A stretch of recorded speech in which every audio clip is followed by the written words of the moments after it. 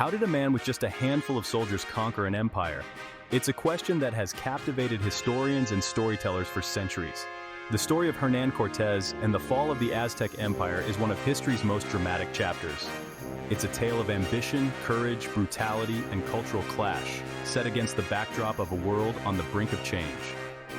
Welcome to Lexopedia, where today, we'll delve into the heart of this epic tale.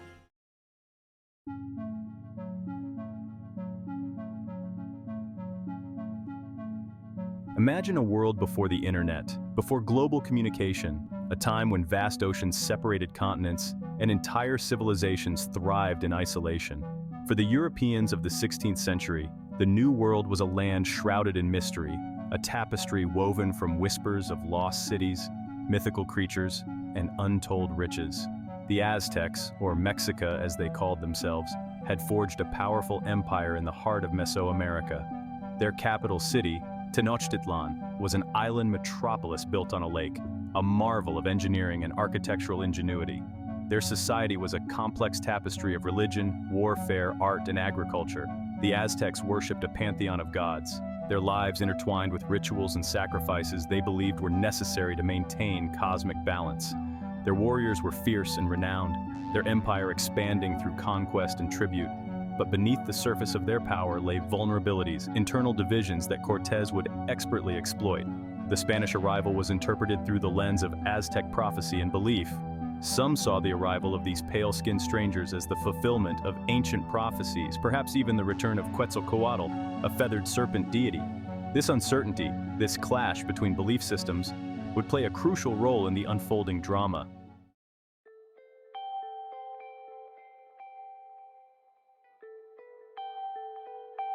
Born in Medellin, Spain in 1485, I was a man of contradictions, ambitious and ruthless, yet also charismatic and cunning. I possessed a thirst for adventure and a deep belief in my destiny. From a young age, I yearned for a life beyond the confines of my provincial upbringing. The allure of the New World, with its promises of gold and glory, proved irresistible. Cortés first set sail for the Americas in 1504, landing on the island of Hispaniola, present-day Haiti, and the Dominican Republic. There, he participated in the brutal conquest of the indigenous Taino people, gaining experience in warfare and colonial administration. But I craved more than the life of a minor colonial official. I sought wealth, power, and a place in history. When rumors reached me of a vast and wealthy empire on the mainland, an empire ruled by the Aztecs, my ambition was ignited. I saw this as my opportunity for greatness, my chance to etch my name in the annals of history. Cortés was not deterred by the formidable challenges that lay ahead. He possessed an unwavering self-belief, a conviction that he was destined for greatness. This unshakable confidence, bordering on arrogance, would both inspire and alienate those around him. It would prove to be both his greatest strength and his most dangerous flaw. Hernan Cortés was born into a world on the cusp of transformation. It was an era of exploration, redrawing the boundaries of the known world. Born in 1485 in Medellin, Spain, Cortés yearned for a life beyond his provincial upbringing. His family, while not impoverished, were far from wealthy. His father was a minor nobleman, a hidalgo. This familial link to exploration planted seeds of ambition in young Hernan's mind. Even in my youth, I possessed a restless spirit, yearning for adventure. I was described as intelligent, but also headstrong and prone to recklessness. Formal education held little appeal for me. I preferred the company of soldiers and adventurers. The return to his hometown did little to quell Cortés's wanderlust. Tales from returning sailors ignited his desire to seek fortune in the New World. The Spanish Indies held an irresistible allure for him. In 1504, at 19, Cortés set sail from Spain. He landed on Hispaniola, a land transformed by Spanish conquest. The Taino population had been decimated, and the island was becoming a hub for Spanish colonialism. Cortés was eager to make his mark. He initially found work as a notary. This role provided valuable experience in Spanish colonial bureaucracy. However, Cortés craved action, adventure, and wealth. His chance came with Diego Velázquez de Cuéllar's expedition to Cuba in 1511. The conquest of Cuba was marked by fierce resistance and the ruthlessness of the Spanish conquistadors. Cortés quickly rose through the ranks, known for his bravery and cunning. He mastered Spanish military tactics and exploited divisions among native populations. Rewarded with an encomienda, Cortés profited while treating laborers with some fairness. His ambition grew, but so did his enemies, including Governor Diego Velázquez. Rumors began to filter back to Cuba of a vast and wealthy empire on the mainland, a land ruled by the Aztecs. Cortés, his imagination ignited by these stories, saw this as his opportunity for greatness. In 1518, against the wishes of Governor Velázquez, Cortés set sail from Cuba. This act of defiance marked the beginning of his epic quest to conquer the Aztec Empire. Cortés is said to have deliberately sunk his ships, stranding them on the shores of Mexico. Cortés's expedition was a testament to his ambition and his ability to inspire loyalty. In the spring of 1519, Cortés's fleet reached the shores of what is now Mexico. The sight was awe-inspiring and intimidating. Lush jungles hinted at the richness of this unknown land. Their first encounters with the indigenous population were a mixture of curiosity and apprehension. Cortés understood the importance of making a strong first impression. He ordered his men to disembark in full military regalia. Cortés intended to project power and authority.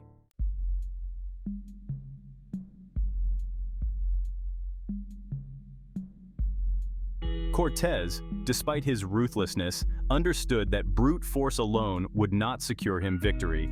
He possessed a keen mind for politics and a talent for diplomacy, skills honed during his years in the Spanish colonial administration. He quickly grasped the fragmented nature of the indigenous populations he encountered, recognizing an opportunity to exploit their divisions. Crucial to Cortés's success was his alliance with Doña Marina, also known as La Malinche. A young indigenous woman who had been given as a slave to the Spanish, Doña Marina possessed a remarkable gift for languages. She became Cortés's interpreter, advisor, and cultural intermediary, facilitating communication between the Spanish and the native populations. Doña Marina's role in the conquest is complex and controversial. Some view her as a traitor, a collaborator who betrayed her people. Others see her as a survivor, a woman navigating a world turned upside down by the arrival of the Spanish. Regardless of interpretation, her influence on the course of events cannot be overstated. Cortés skillfully leveraged Doña Marina's language skills and cultural knowledge to forge alliances with indigenous groups who resented Aztec rule. He exploited their grievances, promising them freedom from oppression and a share of the spoils of conquest. These alliances would prove crucial in bolstering the Spanish forces and undermining Aztec dominance.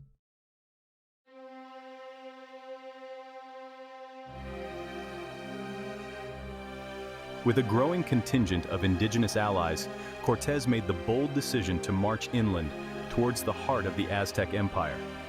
Leaving a small garrison at Veracruz, the port city he had founded as a base of operations, Cortés embarked on a perilous journey through dense jungle and treacherous mountain passes. The Spanish soldiers, clad in heavy armor ill-suited for the tropical climate, endured stifling heat, torrential rains, and the constant threat of ambush. Disease took its toll, weakening the ranks and testing the limits of their endurance. Yet, Cortés, undeterred, pressed onward, his ambition fueled by rumors of the riches that awaited him.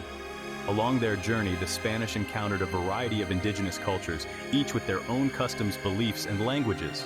Cortés, guided by Doña Marina's interpretations, navigated these encounters with a mixture of diplomacy, intimidation, and brute force.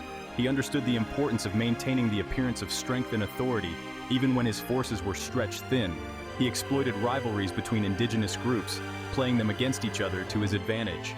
He offered alliances and gifts to those who welcomed him, while unleashing the full fury of Spanish weaponry on those who resisted. His methods, though often brutal, were undeniably effective. As Cortés and his forces ventured deeper into the heartland of the Aztec Empire, a sense of unease settled over the expedition, and their fearsome warrior king, Moctezuma II, were acutely aware of the perilous situation they had placed themselves in. Yet with unwavering self-belief and my talent for inspiring loyalty, I managed to maintain discipline and morale among my men. Meanwhile, in the Aztec capital of Tenochtitlan, news of the Spanish arrival had reached Moctezuma's court. His priests and advisors interpreted the arrival of these strange beings as a fulfillment of ancient prophecies, perhaps even the return of Quetzalcoatl, the feathered serpent deity.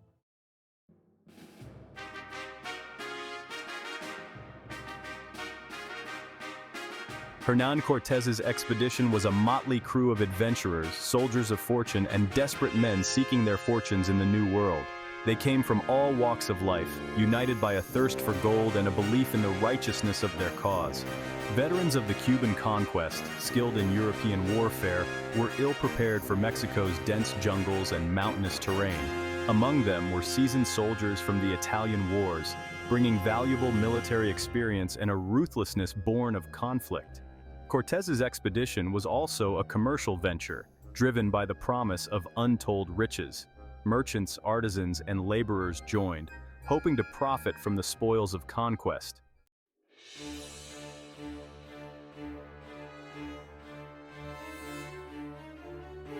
Among Cortez's most trusted lieutenants were Pedro de Alvarado, known for his ruthlessness, and Gonzalo de Sandoval, a skilled soldier and administrator. These men, bound to Cortez by loyalty and ambition, would shape the course of the conquest. Alvarado, nicknamed Tonacha for his red hair, was a formidable warrior but prone to acts of brutality. Sandoval, known for his level-headedness, maintained discipline among the troops. Bernal Diaz del Castillo, a soldier and chronicler, later provided invaluable insights into the conquest. If you're enjoying this journey through history, don't forget to like this video and subscribe to our channel for more fascinating stories.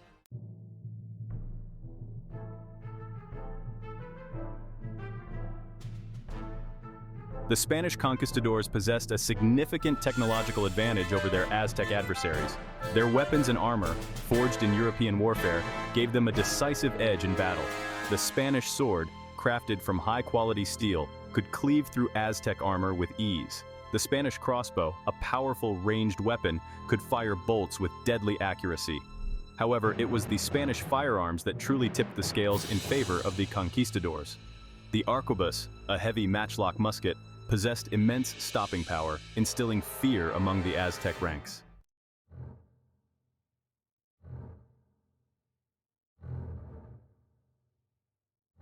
While the Spanish conquistadors shared a common goal, tensions and rivalries simmered beneath the surface. Cortez's authority was not immune to the ambitions and resentments of his men.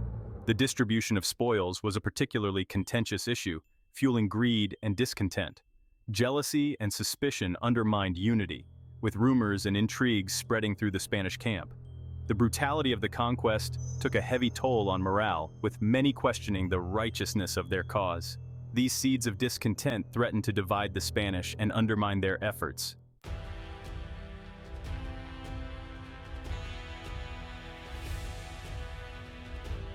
To grasp the scale of Cortez's ambition, one must understand the formidable foe he faced, the Aztec Empire. This was a sophisticated, powerful empire with a rich history and complex social structures. The Aztecs, or Mexica, emerged as a force in the 14th century, guided by prophecy to find a new home. The Aztecs forged alliances, waged wars, and expanded their influence through a system of tribute. Neighboring city-states paid tribute to the Aztecs, fueling the empire's growth and reinforcing its dominance. Cortez expertly exploited these tensions, turning the Aztecs' own subjects against them.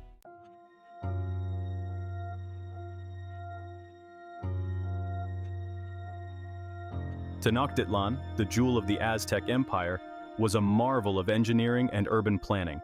Built on an island in the middle of a lake, it was connected to the mainland by causeways and artificial islands called chinampas.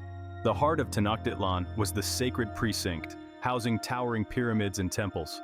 The Templo Mayor dominated the skyline, a symbol of Aztec religious fervor. The Spanish were awestruck by the scale and grandeur of Tenochtitlan, but Tenochtitlan's beauty masked a darker side, thriving on tribute and captives.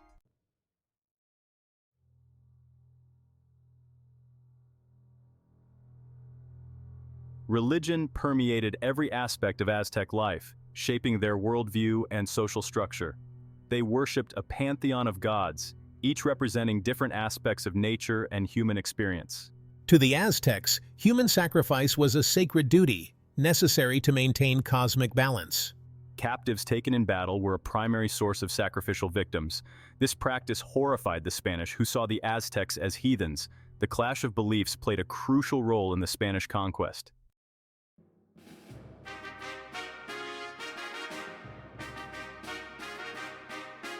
When Cortés arrived in Mexico in 1519, the Aztec Empire was ruled by Moctezuma II. Moctezuma inherited an empire at its zenith but faced growing internal tensions. Moctezuma was deeply superstitious, his reign marked by a fascination with omens and prophecies. News of the Spanish arrival coincided with prophecies foretelling the return of Quetzalcoatl. This confluence of events paralyzed Moctezuma's decision-making, allowing Cortés to exploit the situation.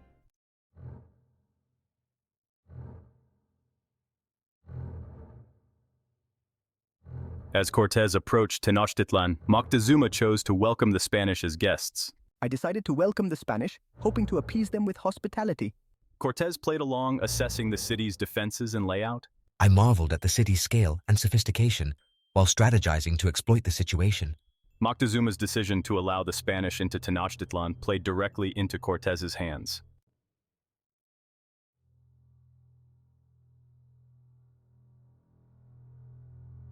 Cortés saw an opportunity to tighten his grip on the Aztec Empire. I orchestrated the capture of Moctezuma, taking the emperor hostage. This act paralyzed the empire's leadership and eroded Moctezuma's authority. I exploited this power vacuum to my advantage. Cortés used Moctezuma to consolidate Spanish control, igniting resentment among the Aztec people. Whispers of rebellion spread, threatening to engulf the Spanish and their allies.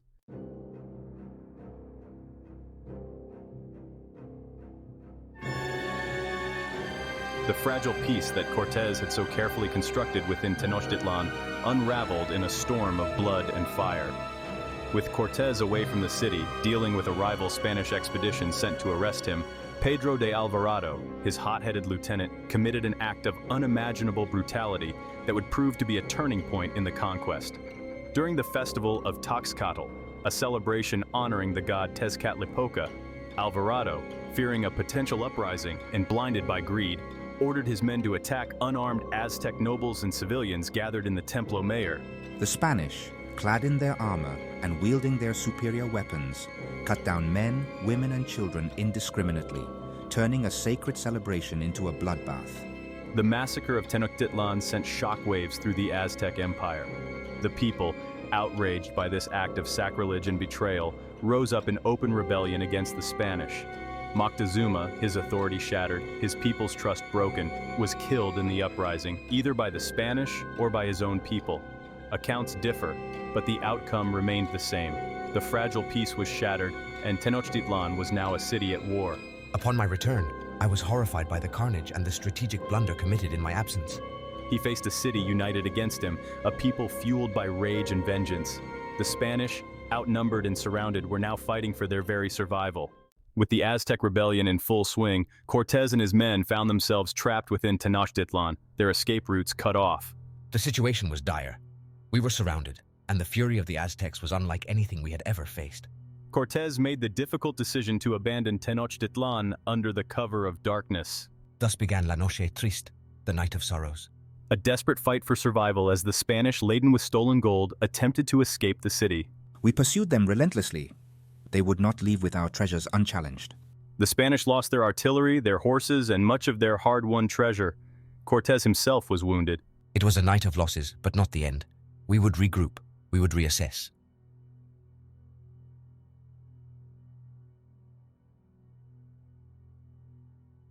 Section 5. The Siege of Tenochtitlan, the Fall of an Empire. Despite the setbacks and the heavy losses suffered during the Night of Sorrows, I was not a man to be easily defeated. I rallied my remaining men, reforged alliances with indigenous groups who resented Aztec rule. Cortés devised a new strategy, a siege designed to cut off supply lines and starve the city into submission. He enlisted the help of thousands of indigenous warriors, their knowledge proving invaluable. The Siege of Tenochtitlan began in May 1521, a brutal affair. Utilizing European siege tactics and indigenous knowledge, we tightened our grip on the city. Spanish cannons bombarded the city's defenses, reducing its temples and palaces to rubble. The Spanish destroyed the causeways, cutting off food, water, and reinforcements. The Aztecs, led by Cuauhtémoc, fought back with ferocity defending our city, but the tide had turned against us. Disease, starvation, and the relentless Spanish onslaught took their toll. By August 1521, Tenochtitlan lay in ruins.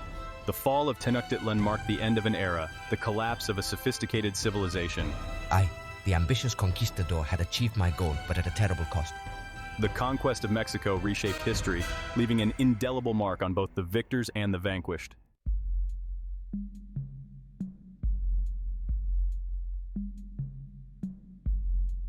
The legacy of conquest. The fall of Tenochtitlan in 1521 marked the dawn of a new era. A fusion of indigenous cultures and Spanish influence emerged. Cortés etched his name in history. The conquest was marked by bloodshed and subjugation. Millions perished from warfare, disease, and exploitation. Yet seeds of resilience and adaptation took root. Indigenous cultures proved remarkably adaptable. The legacy of conquest is etched into Mexican society.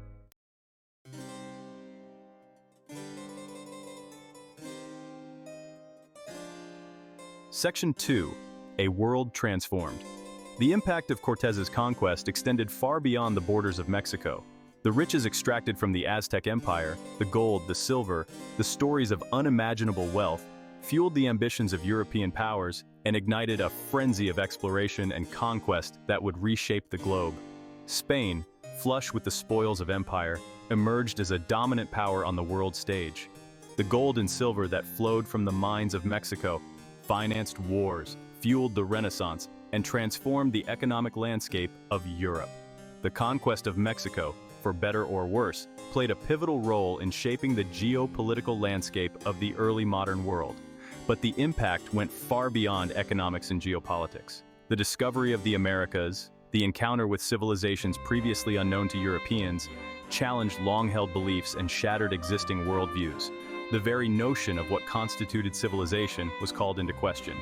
The exchange of ideas, plants, animals, and diseases that followed in the wake of the conquest had a profound impact on both sides of the Atlantic.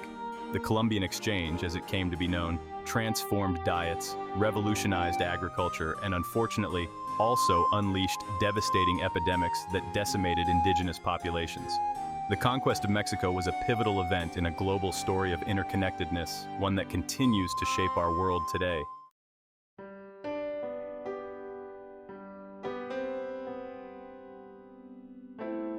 Section 3 echoes in the present. The legacy of Hernan Cortez and the conquest of Mexico is not confined to history books. It continues to resonate today, shaping debates about identity and justice. The past casts a long shadow in Mexico and beyond. Movements for indigenous rights demand recognition and reparations. Statues of Cortez have been toppled, his legacy reassessed. The debate over how to remember the past is complex. Some call for a radical reckoning, dismantling colonial symbols. The conquest of Mexico reminds us of the past's power to shape the present. Like, share, and subscribe to Lexopedia for more historical content. Hit the notification bell so you never miss an episode.